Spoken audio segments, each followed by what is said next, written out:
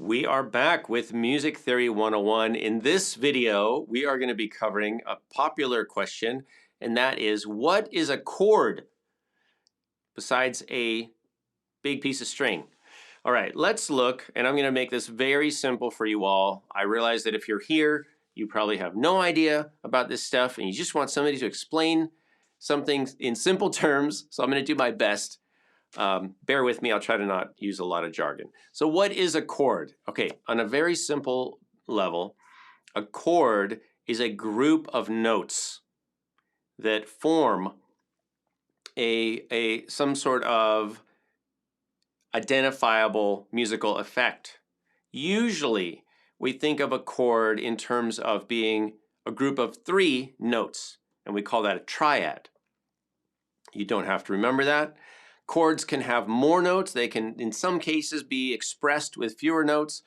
But a chord is a group of notes, usually within the key, or it doesn't have to be, but usually it's within the larger key, like C major or E flat minor. It's within the key, and the chord expresses an identity of the key. And usually that's based on a scale degree, like the 1 chord and the 5 chord. And later on, in another video, I'll talk about how we number chords.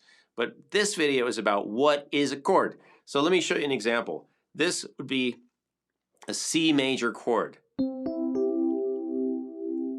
And that is a triad. Triad just meaning 3 note.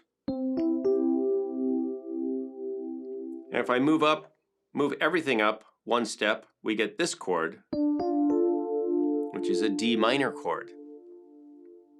And you can keep moving up, and you have different chords: E minor, F major, G major, A minor, B diminished, I'll explain, and C major. Back to C major.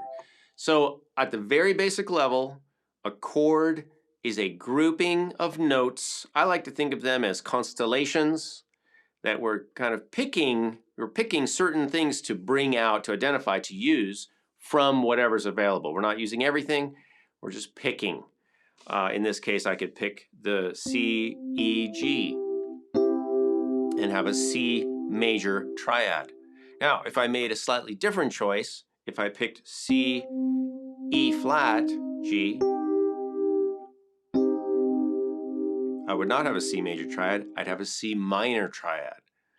And what is that? Well, that's a different video. That's what's the difference between major and minor. But you can hear the difference, right? All you have to do is listen right now and hear the difference. So we have major chords. We have minor chords. There are a couple different kinds of chords too. They're not as popular, they're not used as much.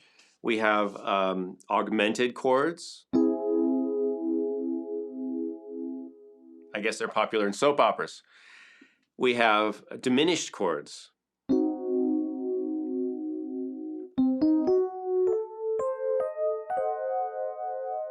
Maybe also popular in soap operas. We have dominant 7 chords. All right, all kinds of different chords.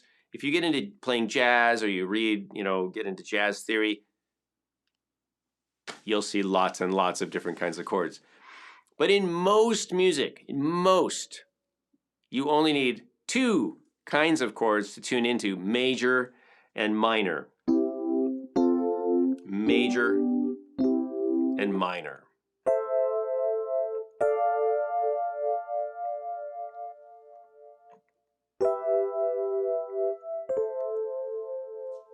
Now, what makes music interesting is how we play with the chords, how we sequence them, how we emphasize them, how we de-emphasize them, how we resolve them, how we create tension.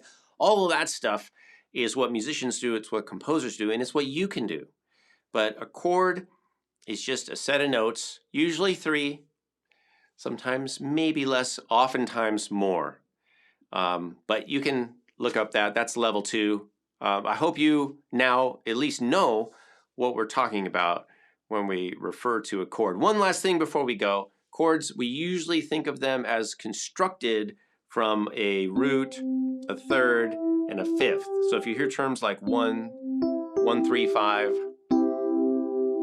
root, the third, and the fifth. That's what we're talking about. But you don't really need to know that. You know what a chord is, and you know the difference between, or at least in sound, between major and minor, and that's the main thing. All right, so that's all we have in this video. Thanks for watching. Make sure you check in the description for other videos in the Music Theory 101 series. We're going to end this video now, but if you'd like to do more with me and other people, pitch in and tune in at patreon.com/Kalani, and we'll see you all in a future video.